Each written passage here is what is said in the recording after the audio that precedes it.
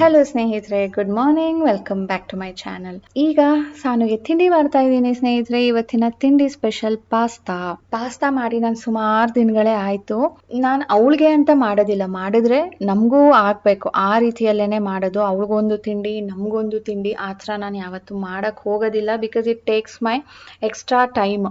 ಯಾವಾಗಲೂ ನಾನು ಪಾಸ್ತಾ ಯಾವಾಗ ಮಾಡೋದು ಅಂದರೆ, ರಾಜೇಶ್ ಎಲ್ಲಾದರೂ ಹೊರಗಡೆ ಹೋಗಿರ್ತಾರೆ, ಅವ್ರು ತಿಂಡಿ ತಿನ್ನೋದಿಲ್ಲ ಅಥವಾ ಊಟ ಮಾಡೋದಿಲ್ಲ ಅವರು ಮನೆಯಲ್ಲಿ, ಅಂತ ಟೈಮಲ್ಲಿ ನನಗೂ ಮತ್ತೆ ಸಾನುಗೆ ಅಂತ ಮಾಡ್ಕೊಳ್ತೀನಿ. ನಾನು ಕೂಡ ತಿಂತೀನಿ, ಯಾಕೆಂದ್ರೆ ಇದು ವೀಟಲ್ಲಿ ಮಾಡಿರೋದು, ಮೈದಾ ಅಲ್ಲ. ಹಾಗಾಗಿ ಒನ್ ಟೈಮ್ ತಿನ್ನೋದ್ರಲ್ಲಿ ಏನು ತೊಂದರೆ ಇಲ್ಲ. ನೋಡಿ ಎಷ್ಟೊಂದು ತರಕಾರಿ ಹಾಕಿದ್ದೀನಿ, ಆ್ಯಂಡ್ ನಾವು ಏನು ಅಡುಗೆಗೆ ಯೂಸ್ ಮಾಡ್ತೀವೋ ಅದೇ ಮಸಾಲೆನ ಯೂಸ್ ಮಾಡಿರೋದು. ಸೊ ಯಾಕೆ ತಿನ್ನಬಾರ್ದು ಅಂತ ನಾನು ತಿಂತೀನಿ. ಬಟ್ ರಾಜೇಶ್ ಅವರು ತಿನ್ನೋದಿಲ್ಲ. ಬಟ್ ಇವತ್ತು ಸಾನುಗೆ ಸ್ಕೂಲ್ ಇದೆ, ಅಂದರೆ ಬೆಳಿಗ್ಗೆ 8 ಗಂಟೆಗೆ ಹೋಗಬೇಕು. ಇನ್ನು ಮಧ್ಯಾಹ್ನ ಮನೆಗೆ ಬರ್ತಾಳ, ಆವಾಗ ಮನೇಲೇ ಊಟ ಮಾಡ್ತಾಳೆ.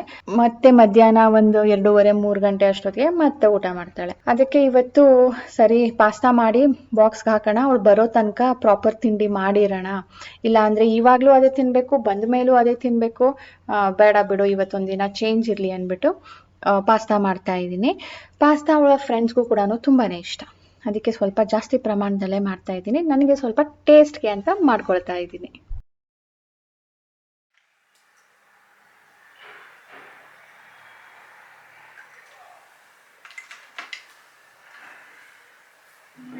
ಹಲೋ ಸ್ನೇಹಿತರೆ, ಗುಡ್ ಮಾರ್ನಿಂಗ್. ಇವತ್ತು ಶನಿವಾರ ಸ್ನೇಹಿತರೆ, ಆದರೆ ಬೆಳಿಗ್ಗೆನೆ ಬೇಗ ಹೇಳ್ಬೇಕಾಗಿ ಬಂತು. ನಮ್ಮ ಸಾನು ಅವ್ರು ಇವತ್ತು ಸ್ಕೂಲ್ಗೆ ಹೋಗಿದ್ದಾರೆ. ಯಾಕೆ ಅಂದರೆ ನೆಕ್ಸ್ಟ್ ವೀಕು ಪಿಕ್ನಿಕ್ ಹೋಗೋದಕ್ಕೆ ಅವರು ಅವತ್ತು ಮಾತಾಡಿದೆ ನೋಡಿ ಲಾಸ್ಟ್ ವ್ಲಾಗಲ್ಲಿ, ಈ ಥರ ಸರ್ಕ್ಯುಲರ್ ಬಂದಿದೆ ಅಂತ ಹೇಳಿಬಿಟ್ಟು.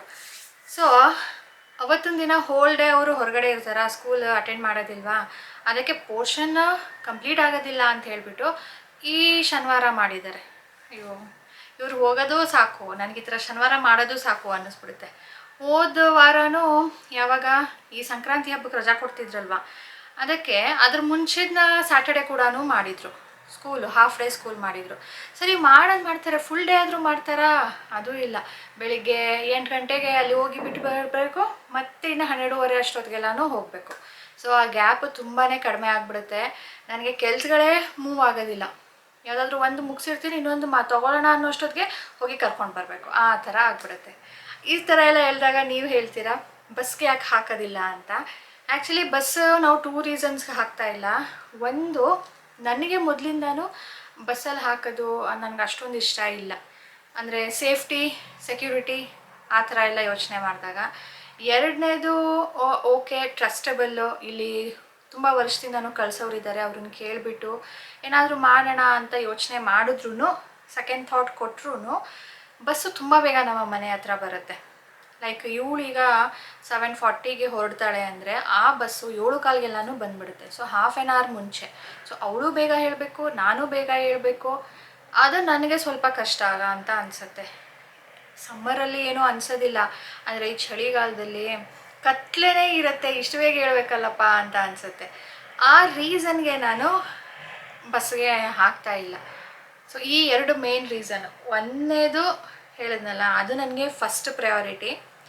ಸೆಕೆಂಡು, ನಾವು ಅಂದ್ಕೊಂಡ್ವಿ ಸರಿ ಬೆಳಿಗ್ಗೆ ಹೊತ್ತು ಬೇಡ, ಮಧ್ಯಾಹ್ನ ಅಟ್ಲೀಸ್ಟ್ ಜಸ್ಟ್ ನಮಗೆ ಡ್ರಾಪ್ ಸಾಕು, ಪಿಕಪ್ ಬೇಡ ಅಂತ ಹೇಳಿದರೆ ಅವರು ಕೇಳ್ತಾ ಇಲ್ಲ. ಅವರು ಆ ಥರ ಕೇಳ್ತಾ ಇಲ್ಲ. ಸರ್ ನೀವು ಒಂದು ಸೀಟ್ ನಾವು ರಿಸರ್ವ್ ಮಾಡಿ ಇಡಬೇಕು, ಪಿಕ್ ಆ್ಯಂಡ್ ಡ್ರಾಪ್ ಎರಡರದ್ದು ಪೇ ಮಾಡ್ಬೇಕು ನೀವು ಅಂತ ಹೇಳ್ತಾರೆ. ಹಾಗಾಗಿ ಈ ಥರ ಕನ್ಸ್ಟ್ರೈನ್ಸಿಂದ ನಾವು ಬಸ್ಗೆ ಹಾಕಿಲ್ಲ. ಸರಿ, ಈಗ ಮನೆ ಕೆಲಸ ಎಲ್ಲ ಮುಗ್ದಿದೆ. ಸ್ಯಾಟರ್ಡೆ ಅಂದಮೇಲೆ ಪೂಜೆ ಎಲ್ಲ ಇರುತ್ತಲ್ಲ, ಸೊ ಮುಗ್ದಿದೆ.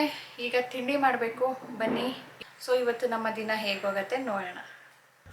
ಮತ್ತು ಈಗ ಪೂಜೆ ಮಾಡಿ ಬಂದೆ, ನಮಗೆ ತಿಂಡಿ ಮಾಡ್ಕೊಳ್ತಾ ಇದ್ದೀನಿ. ತಿಂಡಿ ಇವತ್ತು ಪಲಾವ್ ಮಾಡ್ಕೊಳ್ತಾ ಇದ್ದೀನಿ. ಜಾಸ್ತಿ ತರಕಾರಿ ಇಲ್ಲ, ಬೀನ್ಸ್ ಖಾಲಿ ಆಗಿತ್ತು. ಬಟ್ ಆಲೂಗೆಡ್ಡೆ, ಕ್ಯಾರೆಟ್, ಬಟಾಣಿ ನಾನು ಇಲ್ಲದೆ ಪಲಾವ್ ಮಾಡೋದಿಲ್ಲ. ನನಗೆ ಬಟಾಣಿ ಇದ್ರೇ ನನಗೆ ಅದು ಪಲಾವ್ ಅಂತ ಅನಿಸೋದು. ಒಂಥರ ಟೇಸ್ಟ್ ಚೆನ್ನಾಗಿ ಬರುತ್ತೆ, ಆ್ಯಂಡ್ ಟೆಕ್ಸ್ಚರ್ ನನಗೆ ಅನ್ನದ ಜೊತೆ ಬಟಾಣಿ ಸೇರಿಕೊಂಡಾಗ ಇಷ್ಟ ಆಗುತ್ತೆ. ಸೊ ಇದನ್ನೆಲ್ಲ ನಾನು ಮೊದಲೇ ತೋರಿಸಿರೋದ್ರಿಂದ ನಿಮಗೆ ಇವತ್ತು ಮಸಾಲೆ ಎಲ್ಲ ತೆಗ್ದಿರೋದು ತೋರಿಸ್ತಾ ಇಲ್ಲ. ಸೊ ಇದಾದಮೇಲೆ ತಿಂಡಿ ಮಾಡಬೇಕು, ಸಾನುಗೆ ಹೋಗಿ ಕರ್ಕೊಂಡು ಬರಬೇಕು, ಆಮೇಲೆ ನನ್ನ ಕೆಲಸಗಳನ್ನ ಶುರು ಮಾಡಬೇಕು. ಇದು ಶನಿವಾರದ ವ್ಲಾಗ್. ನಾನು ಸೋಮವಾರ ಪೋಸ್ಟ್ ಮಾಡಬೇಕಿತ್ತು, ನನಗೆ ಎಡಿಟ್ ಮಾಡೋಕ್ಕಾಗಲಿಲ್ಲ ಭಾನುವಾರ. ಹಾಗಾಗಿ ನಾನು ಸೋಮವಾರ ಪೋಸ್ಟ್ ಮಾಡೋದಕ್ಕೆ ಆಗಿಲ್ಲ. ನಾನು ಒಂದು ಪೋಸ್ಟನ್ನು ಕ್ರಿಯೇಟ್ ಮಾಡಿದ್ದೆ, ಅದರಲ್ಲಿ Q&A ಮಾಡ್ತೀನಿ ಅಂತ ಕೂಡ ಹೇಳಿದ್ದೆ. ತುಂಬ ಜನ ಕ್ವೆಶನ್ಸ್ ಕೇಳಿದ್ದೀರಾ. ನೀವಿನ್ನ ಕ್ವೆಶನ್ಸ್ ಕೇಳಿಲ್ಲ ಅಂದರೆ, ಆ ಪೋಸ್ಟ್ ನೋಡಿಲ್ಲ ಅಂದರೆ ಪ್ಲೀಸ್ ನನ್ನ ಚಾನಲ್ನ ವಿಸಿಟ್ ಮಾಡಿ. ಪೋಸ್ಟ್ ಅಂತ ಇರುತ್ತೆ, ಅಲ್ಲಿಗೆ ಹೋಗಿ ಅಲ್ಲಿ ಕಾಮೆಂಟ್ ಮಾಡಿ ನಿಮ್ಮ ಕ್ವೆಶನ್ಸ್ನ ಕೇಳ್ಬೋದು. ಸ್ನೇಹಿತರೆ, ಈಗ ನಾನು ನನ್ನ ಈ ಸಾರಿಗೆ ಫಾಲ್ ಹಾಕಬೇಕು. ಫಾಲ್ ಹಾಕಿರಲಿಲ್ಲ, ಹಬ್ಬದಲ್ಲಿ ಹಾಗೆ ಉಟ್ಕೊಂಡಿದ್ದೆ. ಅದು ಏನಾಯಿತು ಅಂದರೆ, ನಾನು ತುಂಬ ದಿನದ ಮುಂಚೆನೇ ತಂದಿಟ್ಟಿದ್ದೆ, ಬಟ್ ಟೈಮ್ ಆಗಿರಲಿಲ್ಲ. ಹಬ್ಬಕ್ಕೆ ಸ್ವಲ್ಪ ದಿನ ಇದೆ ಅಂತ ಹೇಳಿಬಿಟ್ಟು ನಾನು ಬ್ಲೌಸ್ ಸ್ಟಿಚಿಂಗ್ ಶುರು ಮಾಡಿದ್ದು. ಅದು ನಿಮಗೆ ನಾನು ಹೇಳಿದ್ನೋ ಇಲ್ವೋ ನೆನಪಿಲ್ಲ, ಬಟ್ ಬ್ಲೌಸ್ನ ನಾನೇ ಸ್ಟಿಚ್ ಮಾಡಿದ್ದೆ. ಸೊ ಅದರ ಡೀಟೇಲ್ ನಿಮಗೆ ಆಮೇಲೆ ಹೇಳ್ತೀನಿ. ಈಗ ನನಗೆ ಈ ಸೀರೆ ರಿಲೇಟೆಡ್ ಮತ್ತು ನಾರ್ಮಲ್ ಸಾರಿ ರಿಲೇಟೆಡ್ ಕೆಲವೊಂದು ಕ್ವೆಶನ್ಸ್ಗಳು ಬಂದಿದೆ. ಸೊ ಅದನ್ನು ಆನ್ಸರ್ ಮಾಡ್ತೀನಿ. ಅವರು ಏನು ಬರೆದಿದ್ದಾರೋ ಅದನ್ನು ನಿಮಗೆ ಹಾಗೆ ಓದಿ ತಿಳಿಸ್ತೀನಿ. ರೆಡ್ ಸೀರೆ ತುಂಬ ಚೆನ್ನಾಗಿ ಕಾಣ್ತಾ ಇದ್ರಿ, ಇನ್ಸ್ಟಾಗ್ರಾಮ್ನಲ್ಲಿ ಫೋಟೋ ನೋಡಿದೆ, ತುಂಬ ಚೆಂದ ಬಂದಿವೆ. ಆ್ಯಂಡ್ ರೆಡಿ ಬ್ಲೌಸ್ ಅಥವಾ ಸ್ಟಿಚ್ ಮಾಡಿಸಿದ್ರಾ ಅಂತ. ಸೊ ನಾನೇ ಮಾಡಿದ್ದು ಅಂತ ಹೇಳಿದೆ, ಅಂದರೆ ನಾನೇ ಹೊಲಿದಿದ್ದು.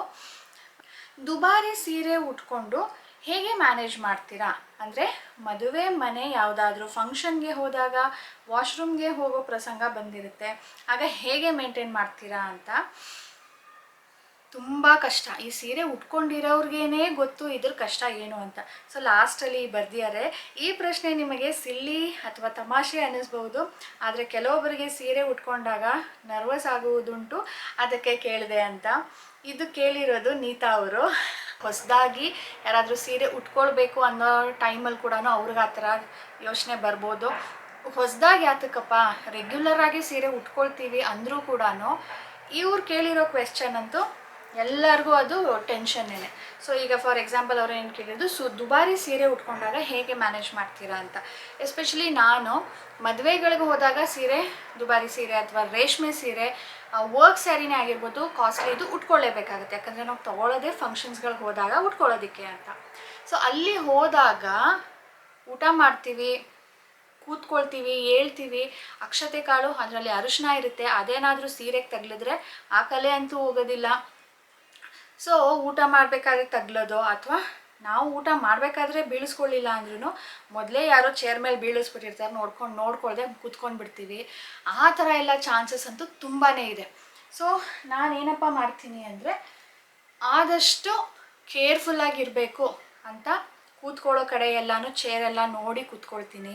ಊಟ ಮಾಡಬೇಕಾದ್ರೂ ಅಷ್ಟೇ ಒಂದು ಹ್ಯಾಂಕಿ ಹಾಕ್ಕೊಂಡಿರ್ತೀನಿ, ಬೀಳಬಾರ್ದು ಅಂತ ಹೇಳ್ಬಿಟ್ಟು ತುಂಬ ಕೇರ್ಫುಲ್ಲಾಗಿ ಫುಲ್ ಬಗ್ಗಿ ಊಟ ಮಾಡ್ತಾ ಇರ್ತೀನಿ. ನೆಕ್ಸ್ಟ್ ಅವ್ರು ಕೇಳಿರೋದು, ವಾಶ್ರೂಮ್ಗೆ ಹೋಗೋ ಪರಿಸ್ಥಿತಿ ಬರುತ್ತೆ, ಅಂಥ ಟೈಮಲ್ಲಿ ಏನು ಮಾಡಬೇಕು ಅಂತ. ಒಂದು ಸಾರಿ ಸೀರೆ ಉಟ್ಕೊಂಡ್ಮೇಲೆ ವಾಶ್ರೂಮ್ಗೆ ಹೋಗಿ ಬಂದ್ರಿ ಅಂದರೆ ಅದರ ನೆರಿಗೆ ಎಲ್ಲನೂ ಆ ಕಡೆ ಈ ಕಡೆ ಆಗೋದಂತೂ ಗ್ಯಾರಂಟಿ. ಎಷ್ಟು ಐರನ್ ಮಾಡಿರ್ತೀವಿ, ಪಿನ್ ಮಾಡಿರ್ತೀವಿ, ಎಲ್ಲ ಫುಲ್ ಟೈಟಾಗಿ ಎಳೆದು ಉಟ್ಕೊಂಡಿರ್ತೀವಿ. ನೀವು ಒಂದು ಸಾರಿ ಹೋದ್ರು ಅಂದರೆ ಮುಗೀತು, ಎಲ್ಲನೂ ಹೋಯ್ತು. ಇನ್ನೊಂದು ಸಾರಿ ಎಲ್ಲನೂ ಫುಲ್ ಮಾಡಬೇಕಾ? ಸೊ ಅದೊಂದು ಕಷ್ಟ. ಎರಡನೇದು,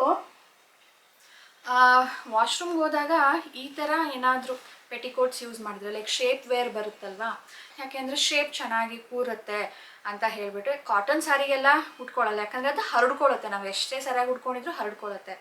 ಬಟ್ ರೇಷ್ಮೆ ಸೀರೆಗಳಿಗೂ ನಾನು ಪ್ರಿಫರ್ ಮಾಡ್ತೀನಿ, ಫ್ಯಾನ್ಸಿ ಸ್ಯಾರೀಸ್ಗೂ ಪ್ರಿಫರ್ ಮಾಡ್ತೀನಿ. ಇದು ಹೇಗಪ್ಪ ಇದೆ ಅಂದರೆ, ಫುಲ್ಲಿ ಎಲಾಸ್ಟಿಕ್, ಹಿಂದೆ ಬೇಸ್ಗೆ ಸ್ವಲ್ಪ ಎಕ್ಸ್ಟ್ರಾ ಬಟ್ಟೆ ಇರುತ್ತೆ ಲೂಸಾಗಿ, ಇದು ಫ್ರಂಟು ಫುಲ್ ಟೈಟ್ ಫಿಟ್ ಇರುತ್ತೆ, ಇಲ್ಲಿ ಕೆಳಗಡೆ ಸ್ಲಿಟ್ ಇರುತ್ತೆ, ನಾವು ಓಡಾಡೋದಕ್ಕೆ ಈಸಿ ಆಗಲಿ ಅಂತ ಹೇಳಿಬಿಟ್ಟು. ತುಂಬ ಲೆಂತ್ ಇರುತ್ತೆ, ಇದು ಲೆಂತ್ ಉದ್ದ ಇರೋರ್ಗು ಕೂಡ ಆಗುತ್ತೆ. ಸೊ ಇದು ಶೇಪ್ ವೇರು, ನಾನು ಲಿಂಕ್ ಹಾಕಿರ್ತೀನಿ, ಚೆಕ್ ಮಾಡಿ. ಪ್ರಾಡಕ್ಟ್ ಟ್ಯಾಗ್ ಮಾಡಿರ್ತೀನಿ, ಚೆಕ್ ಮಾಡಿ. ಕಲರ್ಸಲ್ಲಿ ಸಿಗುತ್ತೆ. ನಾನು ಜಸ್ಟ್ ಬ್ಲ್ಯಾಕ್ ತೊಗೊಂಡಿದ್ದೀನಿ. ಎಲ್ಲ ರೇಷ್ಮೆ ಸೀರೆಗಳಿಗೂ ಆಗುತ್ತಾ? ಸೊ ಇದನ್ನು ಹಾಕೊಂಡಾಗ ನಮಗೆ ಶೇಪು ಚೆನ್ನಾಗಿ ಬರುತ್ತೆ, ಈಸಿಯಾಗಿ ನಾವು ಸೀರೆನ ಉಟ್ಕೊಳ್ಬೋದು.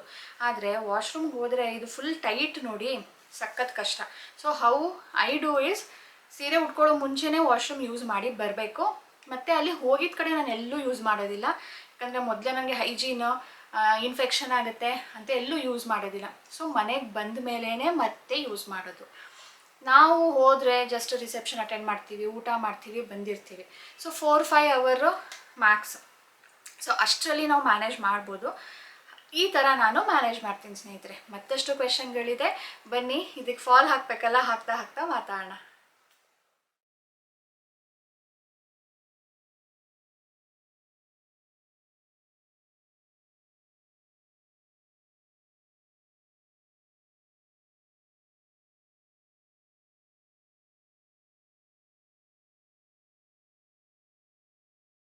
ಸ್ಯಾರಿಗೆ ನಾನು ಫಾಲು ಒಂದು ಸೈಡಲ್ಲಿ ಮಷೀನಲ್ಲಿ ಸ್ಟಿಚ್ ಮಾಡ್ತೀನಿ, ಇನ್ನೊಂದು ಸೈಡಲ್ಲಿ ಮಾತ್ರನೇ ಹ್ಯಾಂಡ್ ಸ್ಟಿಚ್ ಮಾಡೋದು. ಅದರ ಮುಂಚೆ ತುಂಬ ದಿನದಿಂದ ಈ ಡ್ರೆಸ್ಗಳನ್ನ ಇಟ್ಟಿದ್ದೆ ಸ್ಟಿಚ್ ಮಾಡೋಣ ಅಂತ. ಅಂದರೆ ಇದು 2 ಸೈಡೂ ಓಪನ್ ಇದೆ, ಮುಂದೆನೂ ಓಪನ್ ಇದೆ, 3 ಸೈಡ್ಸ್ ಓಪನ್ ಇದೆ. ನನಗೆ ಹಾಕೋದಕ್ಕೆ ಸ್ವಲ್ಪ ಕಷ್ಟ ಆಗ್ತಾ ಇತ್ತು. ಅದಕ್ಕೆ 2 ಸೈಡು ಹೊಲಿದು ಬಿಡೋಣ, ಮಧ್ಯ ಮಾತ್ರನೇ ಓಪನ್ ಇರಲಿ ಸಾಕು ಅಂತ ಹೇಳಿಬಿಟ್ಟು 2 ಸೈಡನ್ನ ಹೊಲಿದು ಬಿಡ್ತಾ ಇದ್ದೀನಿ. ಈ ಡ್ರೆಸ್ ಹಾಕೋದಕ್ಕೆ ಆಗ್ತಾ ಇರಲಿಲ್ಲ, ಅಷ್ಟುದ್ದ ಸ್ಲಿಟ್ ಇತ್ತು ಸೈಡ್ಸಲ್ಲಿ. ಅದಕ್ಕೆ ಸೊ ಇನ್ನು ಕೆಲವೊಂದು ಸ್ಟಿಚ್ಗಳು ಬಂದ್ಬಿಟ್ಟಿರುತ್ತಲ್ವಾ, ಸ್ಟಿಚ್ ಸರಿಯಾಗಿ ಹಾಕಿರೋದಿಲ್ಲ ರೆಡಿಮೇಡ್ ಡ್ರೆಸ್ ತೊಗೊಂಡಾಗ. ಸೊ ಅದಕ್ಕೂ ಕೂಡ ಸ್ಟಿಚ್ ಹಾಕೋಣ ಅಂತ ಕೂತ್ಕೊಂಡಿದ್ದೀನಿ. ಸೊ ಒಂದು ಸಾರಿ ಕೂತ್ಕೊಂಡ್ರೆ ನಾನು ಬರೀ ಒಂದು ಕೆಲಸ ಮಾಡೋದಿಲ್ಲ, ಅದ್ರ ಜೊತೆ ಇನ್ನು ಒಂದು 2 ಸೇರಿಸ್ಕೊಂಡಿರ್ತೀನಿ. ಸಂಕ್ರಾಂತಿ ಹಬ್ಬದಲ್ಲಿ ಹುಟ್ಟಿದಂಥ ಶಿಫಾನ್ ಸಾರಿ ಬ್ಲೌಸು. ಇದು ಹೇಗಿದೆ ಒಂದು ಸಾರಿ ತೋರಿಸಿ ಅಂತ ಹೇಳಿದ್ರಿ. ಆ್ಯಕ್ಚುಲಿ ಇದನ್ನು ನಾನೇ ಹೊಲಿದಿದ್ದು. ನಾನು ಆನ್ಲೈನಲ್ಲಿ ಒಂದು ವಿಡಿಯೋನ ನೋಡಿ, ಅಂದರೆ ಕ್ಲಾಸ್ ಕೋಚಿಂಗ್, ಅದಕ್ಕೆ ದುಡ್ಡು ಕೊಟ್ಟು ತೊಗೊಂಡು ಆ್ಯಕ್ಸಸ್ ಅದನ್ನು ಫಾಲೋ ಮಾಡಿ ಹೊಲಿದಿರೋ ಅಂಥ ಫಸ್ಟ್ ಬ್ಲೌಸ್ ಇದು.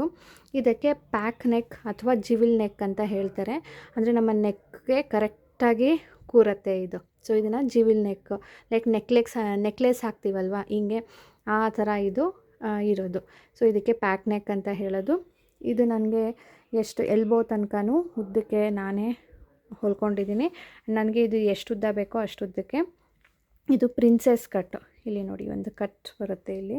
ಸೊ ಇದು ಪ್ರಿನ್ಸೆಸ್ ಕಟ್ ಬ್ಲೌಸು. ಮತ್ತು ಹಿಂದೆ ಪ್ಯಾಕ್ ನೆಕ್ ಮಾಡಿದ್ದೆ ಅಲ್ವಾ, ಸೊ ಇಲ್ಲೆಲ್ಲ ಡಿಸೈನ್ ಮಾಡೋ ಬದಲು ನಾನು ಕೆಳಗಡೆ ಸ್ವಲ್ಪ ಮೇಲಕ್ಕೆ ಕ್ರಾಸ್ ಆಗಿ ಕಟ್ ಮಾಡಿದೆ. ಮತ್ತು ಇದರಲ್ಲಿ ಒಂದು ಬ್ಯಾಕ್ ಬಟನ್ಸ್ನ ಕೊಟ್ಟೆ, ಯಾಕಂದರೆ ಮುಂದಗಡೆ ಚೆನ್ನಾಗಿ ಕಾಣೋದಿಲ್ಲ ಅಲ್ವಾ ಅಂತ ಹೇಳಿಬಿಟ್ಟು. ಸೊ ನಾನು ಬ್ಯಾಕ್ ನೆಕ್ ಕೊಟ್ಟಾಗ ಇದಕ್ಕೆ ಅಂತ ಎಕ್ಸ್ಟ್ರಾ ಬಟ್ಟೆ ಬಿಡಬೇಕು, 1 ಇಂಚು ಎಕ್ಸ್ಟ್ರಾ ಬಿಡಬೇಕು. ನಾನು 1 ಇಂಚು ಕಡಿಮೆ ಬಿಟ್ಟಿದ್ದೆ, ಅಂದರೆ ಬಿಟ್ಟೇ ಇರಲಿಲ್ಲ. ಲಾಸ್ಟಲ್ಲಿ ನೆನಪಾಯಿತು ನನಗೆ, ಕಟ್ ಮಾಡಿದ ಮೇಲೆ ನಾನು ಬಟ್ಟೆ ಬಿಡಬೇಕಿತ್ತು ಅಂತ. ಅವ್ರು ಹೇಳಿದರು, ಬಟ್ ನಾನು ಮರ್ತುಬಿಟ್ಟೆ. ಅದ್ರ ಕಡೆಯಿಂದಾಗಿ ನನಗೆ ಇದು ಸ್ವಲ್ಪ ಈಗ ಟೈಟ್ ಆಗ್ತಾಯಿದೆ, 1 ಇಂಚು ಟೈಟ್ ಆಗ್ತಾಯಿದೆ. ಅದಕ್ಕೆ ನಾನು ಇದಕ್ಕೆ ಏನು ಮಾಡಬೇಕು, ಏನು ಮಾಡೋಕ್ಕಾಗತ್ತೆ ಅಂತ ನೋಡಬೇಕು. ಆ್ಯಂಡ್ ಇಲ್ಲಿ ಕ್ರಾಸಾಗಿ ಕೊಟ್ಟಿದ್ನಲ್ವ, ತುಂಬಾ ಮೇಲ್ಗಡೆ ಕಾಣುತ್ತೆ ಅಂತ ಹೇಳಿಬಿಟ್ಟು ಒಂದು ನಾಟ್ ಕಟ್ಟೋದಕ್ಕೆ ಕೊಟ್ಟಿದ್ದೀನಿ. ತುಂಬಾ ಚೆನ್ನಾಗಿ ಕಾಣುತ್ತೆ. ಸೊ ಈ ಥರ ನಾನು ನಿಮ್ಗೆ ಕೂಡ ಈಗ ನಿಮಗೆ ತಿಳಿಸ್ತಾ ಇದ್ದೀನಿ, ತೋರಿಸ್ತಾ ಇದ್ದೀನಿ. ನೀವು ಕೇಳಿದ್ರಲ್ಲ ಅಂತ ಹೇಳಿಬಿಟ್ಟು ತುಂಬ ಜನ ಸೀರೆನ ಇಷ್ಟಪಟ್ಟಿದ್ರಿ, ಅದಕ್ಕೆ ಬ್ಲೌಸ್ ಕೂಡ ತೋರಿಸಿ ಅಂತ ಹೇಳಿದ್ರಿ. ಸೊ ನಾನು ಈ ರೀತಿಯಲ್ಲಿ ಹೊಲಿಸಿದ್ದೀನಿ. ನೀವು ಕೂಡ ಒಂದು ಸಾರಿ ಚೆಕ್ಔಟ್ ಮಾಡ್ಬೋದು ಹೇಗೆ ಕಾಣುತ್ತೆ ನಿಮಗೆ ಅಂತ ನಿಮ್ಮ ಟೈಲರಿಗೆ ಕೇಳಿಬಿಟ್ಟು. ಸೊ ಇದು ನಾನು ಎಕ್ಸಾಕ್ಟಾಗಿ ಸೇಮ್ ಸೀರೆ ಲಿಂಕ್ ಕೊಡೋದಕ್ಕೆ ಆಗೋದಿಲ್ಲ, ಯಾಕಂದರೆ ಅಂಗಡಿಯಲ್ಲಿ ತೊಗೊಂಡಿದ್ದು. ಬಟ್ ಇದೇ ಶಿಫಾನ್ ಸಾರಿ ಆ್ಯಂಡ್ ಇದೇ ಕಲರ್ದು ನಾನು ನಿಮಗೆ ಲಿಂಕ್ ಕೊಟ್ಟಿರ್ತೀನಿ, ನೀವು ಇಂಟ್ರೆಸ್ಟ್ ಇದ್ದರೆ ಚೆಕ್ ಮಾಡಿ. ಈಗ ನೀತಾ ಅವರ ನೆಕ್ಸ್ಟ್ ಕ್ವೆಶ್ಚನ್ಗೆ ಆನ್ಸರ್ ಮಾಡೋ ಟೈಮು. ಅವ್ರು ಕೇಳಿರೋದು, ನೀವು ಒಂದು ಸಲ ಸೀರೆ ಉಟ್ಕೊಂಡಿರ್ತೀರಾ, ವಾಶ್ ಮಾಡಿ ವಾರ್ಡ್ರೋಬ್ನಲ್ಲಿ ಇಡುತ್ತೀರಾ ಅಥವಾ ವಾಶ್ ಮಾಡದೇ ಇಡುತ್ತೀರಾ ಅಂತ ಹೇಳ್ಬಿಟ್ಟು. ಸೊ ಈ ಕ್ವೆಶ್ಚನ್ಗೆ ನಾನು ಹೇಳ್ಬೇಕಂದ್ರೆ, ರೇಷ್ಮೆ ಸೀರೆ ಅಂತೂ ನಾನು ಇದುವರೆಗೂ ತೊಳೆದಿಲ್ಲ. ಅದು ಡ್ರೈ ಕ್ಲೀನ್ ಮಾಡಿಸೋದೇನೆ ನಾನು ಏನಾದರೂ ಕಲೆ ಆದಾಗ. ಯಾಕಂದರೆ ಡ್ರೈ ಕ್ಲೀನ್ ಮಾಡಿದಾಗ ಕೂಡ ಸೀರೆ ಟೆಕ್ಸ್ಚರ್ ಚೇಂಜ್ ಆಗುತ್ತೆ. ನಾನು 2 ಸೀರೆ ಮಾಡಿಸಿದ್ದೀನಿ, 2 ಒರಟಾಗ್ಬಿಟ್ಟಿದೆ. ನನಗದು ಉಟ್ಕೊಳ್ಳೋಕೆ ಮನಸ್ಸೇ ಬರಲ್ಲ, ಆ ಫೀಲ್ ಚೆನ್ನಾಗಿರೋದಿಲ್ಲ. ಅದಕ್ಕೆ ನಾನು ಆದಷ್ಟು ಒಂದು ಒದ್ದೆ ಬಟ್ಟೆ ತೊಗೊಂಡು ಶ್ಯಾಂಪೂ ನೀರಲ್ಲಿ ಅದ್ಬಿಟ್ಟು ಸ್ವಲ್ಪ ಕೆಳಗಡೆ ಫಾಲ್ ಹತ್ರ ಎಲ್ಲ ಕೊಳೆ ಆಗಿರುತ್ತಲ್ಲ, ಅದನ್ನು ಕ್ಲೀನ್ ಮಾಡ್ಕೊಳ್ತೀನಿ. ಎಲ್ಲಾದರೂ ಕಲೆ ಆಗಿದ್ರೆ ಅದೇ ಬಟ್ಟೆಯಲ್ಲೇ ಆ ಕಲೆನ ತೆಗೆಯೋದಕ್ಕೆ ಟ್ರೈ ಮಾಡ್ತೀನಿ. ಸೊ ಅದನ್ನು ವಾಶ್ ಮಾಡದೆ ಹಾಗೆ ಇಡ್ತೀನಿ. ಇನ್ನು ವರ್ಕ್ ಸೀರೆಗಳು, ಫ್ಯಾನ್ಸಿ ಸ್ಯಾರೀಸ್, ಅದನ್ನು ನಾನು ಒಂದು ಸಾರಿಗೇ ವಾಶ್ ಮಾಡೋದಿಲ್ಲ. ಲೈಕ್ ನಾನ್ ವೆಜ್ ಫಂಕ್ಷನ್ಸ್ಗೆಲ್ಲಾದರೂ ಹೋಗಿದ್ರೆ ನಾನು ಅದನ್ನು ವಾಶ್ ಮಾಡ್ತೀನಿ. ಆದರೆ ಈ ಹಬ್ಬಗಳಲ್ಲಿ ಹುಟ್ಟಿರ್ತೀನಿ ಅಥವಾ ಮದುವೆಗಳಿಗೆ ಉಟ್ಕೊಂಡು ಹೋಗಿರ್ತೀನಿ, ಅದನ್ನು ನಾನು ಒಂದೇ ಸಾರಿಗೆ ವಾಶ್ ಮಾಡೋದಿಲ್ಲ. ಅದನ್ನು ಹಾಗೆ ಎತ್ತಿಟ್ಬಿಟ್ಟು ಒಂದು 2 ಸಾರಿ ಉಟ್ಕೊಂಡ ಮೇಲೇ ನಾನು ವಾಶ್ ಮಾಡೋದು. ನಾನು ಒಂದು ಸೀರೆನ ಉಡೋದು ವರ್ಷದಲ್ಲಿ ಒಂದೇ ಸಾರಿ ಅಥವಾ 2 ಸಾರಿ ಅಷ್ಟೇ. ಸೊ ನೆಕ್ಸ್ಟ್ ಕ್ವೆಶ್ಚನ್ ಇವ್ರದ್ದು ಏನಂದರೆ, ವರ್ಕ್ ಸೀರೆಗಳಿರುತ್ತಲ್ವ, ಅದನ್ನು ಮಷಿನ್ ವಾಶ್ ಮಾಡ್ತಿರೋ ಹ್ಯಾಂಡ್ ವಾಶ್ ಮಾಡ್ತಿರೋ ಅಂತ. ನಾನು ನನ್ನ ಫ್ಯಾನ್ಸಿ ಸ್ಯಾರೀಸ್ ಅಥವಾ ವರ್ಕ್ ಸೀರೆ ಆಗಿರ್ಬೋದು, ಯಾವುದನ್ನು ನಾನು ಮಷಿನ್ಗೆ ಹಾಕೋದಿಲ್ಲ. ಮಷಿನ್ಗೆ ಹಾಕಿದ್ರೆ ಸೊ ಆದಷ್ಟು ನಾನು ಹ್ಯಾಂಡ್ ವಾಶನ್ನೇ ಮಾಡೋದು. ಎಲ್ಲಿ ಕೊಳೆ ಆಗಿರುತ್ತೆ ಅಲ್ವಾ, ಲೈಕ್ ಫಾಲ್ ಹತ್ರ ಮಾತ್ರನೇ ಕೊಳೆ ಜಾಸ್ತಿ ಆಗಿರೋದು. ಆ್ಯಂಡ್ ಅಲ್ಲಲ್ಲಿ ಎಲ್ಲಿ ಕಲೆಗಳಿರುತ್ತೋ ಅದನ್ನು ಪರ್ಟಿಕ್ಯುಲರ್ ಆಗಿ ತೊಳೆದ್ಬಿಟ್ಟು ಆಮೇಲೆ ಕುಕ್ಕಿ ಚೆನ್ನಾಗಿ ಬ್ರಷ್ ಮಾಡೋ ಹಾಗಿದ್ರೆ ಮಾಡಿ ನಾನು ಹ್ಯಾಂಡ್ ವಾಶ್ ಮಾಡ್ತೀನಿ. ಸೊ ಈ ರೀತಿಯಲ್ಲಿ ನಿಮ್ಮ ಕ್ವೆಶನ್ಸ್ಗಳಿಗೆ ಆನ್ಸರ್ ಮಾಡಿದ್ದೀನಿ ಅನ್ಕೊಳ್ತೀನಿ. ಸೊ ಇನ್ನೇನಾದರೂ ಕ್ವೆಶನ್ಸ್ ಇದ್ರೆ ಪ್ಲೀಸ್ ಟು ಕಾಮೆಂಟ್. ನಾನು ಸ್ಯಾರಿ ಫಾಲ್ ಹಾಕೋದನ್ನ ಈ ಮುಂಚೆ ಕೂಡ ತೋರಿಸಿದ್ದೀನಿ. ಸೊ ನಿಮ್ಗೇನಾದರೂ ಮತ್ತೊಂದು ಸಾರಿ ತೋರಿಸ್ಬೇಕು ಅನ್ನೋ ಹಾಗಿದ್ರೆ ಕಾಮೆಂಟ್ ಮಾಡಿ, ನೆಕ್ಸ್ಟ್ ಹಾಕಬೇಕಾದ್ರೆ ನಾನು ತೋರಿಸ್ತೀನಿ. ಸೊ ಇದರೊಂದಿಗೆ ಈ ವ್ಲಾಗ್ನ ಎಂಡ್ ಮಾಡ್ತೀನಿ ಸ್ನೇಹಿತರೆ. ಸಿಗೋಣ ಮುಂದಿನ ವ್ಲಾಗ್ನೊಂದಿಗೆ. ಅಂಟಿಲ್ ದೆನ್ ಪ್ಲೀಸ್ ಲೈಕ್ ಮಾಡೋದನ್ನು ಮರಿಬೇಡಿ. Bye bye, take care, thanks for watching.